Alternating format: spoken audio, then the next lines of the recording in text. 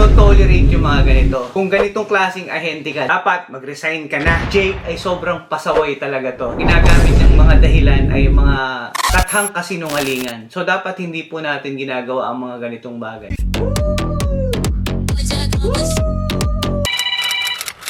Bus ko na naman. Sarap-sarap matulog eh. Hello, boss? Tama na. Boss, hindi po ako makapasok, boss eh. Masama po pakiramdam ko. Absent ka? Masama po pakiramdam ko. Okay, sige ha. Pagaling ka. Storbo naman tong bus ko. Sarap-sarap ng tulog eh. Tagal naman ni Jake. Wala ka rin.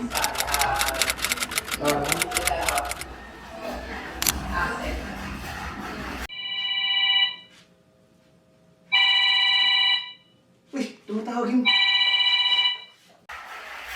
Sagutin na. Hello, boss.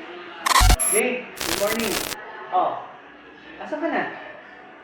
Eh, hindi ako makapasok, boss. Ang lakas ng ulan dito, boss. Hindi ka naman papasok? Oh, bakit na naman? Nung nakaraan ng araw lang, may paalam ka, hindi ka naman papasok ha. Ngayon, hindi ka naman papasok? Boss, ang lakas ng ulan dito, boss eh. Ano?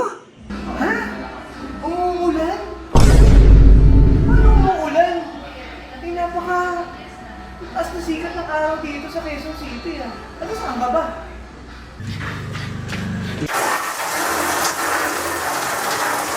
Hindi ba, boss? Ang lakas ng ulan, boss eh. Oh, teka, Jake, may naririnig ako. Narinig ko yung bubong niya. Ano ba? Nuloko mo yata ako, Jake eh. Giyero ng bahay niya eh. Nagsisinungaling ka, no? Jake, hindi mo naman kailangan magsinungaling eh. Kung hindi ka makakapasok, okay lang. Sabihin mo lang yung totoo. O sige na, tawag dito. Mag-report ka na lang bukas sa opisina. Ha?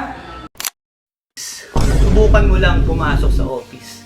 Tingnan ko lang, dahil sa mga ginagawa mo, sisiguraduhin ko sa'yo, mawawalan ka ng trabaho. Kung yung ibang manager, dapat tinotolerate yung mga ganito. Kung ganitong klaseng ahente ka, dapat mag-resign ka na. Yan ang gagawin nilang reaksyon para sa ginagawa ni Jake. Balang araw, marirealize din niya na hindi dapat ginagawa ng isang ahente ang mga ganitong bagay. Sa nga po pala, kung ginawa lamang po natin itong video is magbigay aral dun sa mga agent na hindi natin dapat lokohin ang ating trabaho. Sapagkat itong ating trabaho ay magbibigay sa atin ng income pagdating in the future. Kami mga tao talaga na minsan kailangan niyang matuto. Maaaring naliligaw lamang siya ng landas sa ngayon, pero hindi naman ibig sabihin na i-judge na natin agad ang tao. Dapat bigyan natin siya ng chance. Pwede pa naman natin mapagbigyan. Pero I hope wag sanang lumala. Bilang isang manager, yun po ang role namin ay para tulungan ang mga kagaya ni Jake na naliligaw ng landas. Ngayon pa lang po ako na po ang nagsasabi sa inyo, baguhin niyo na po ang inyong mga sarili. Hindi po maganda ang ganitong gawain. Kung hindi ka makakapasok, okay lang naman. Huwag ka nang magsinungaling.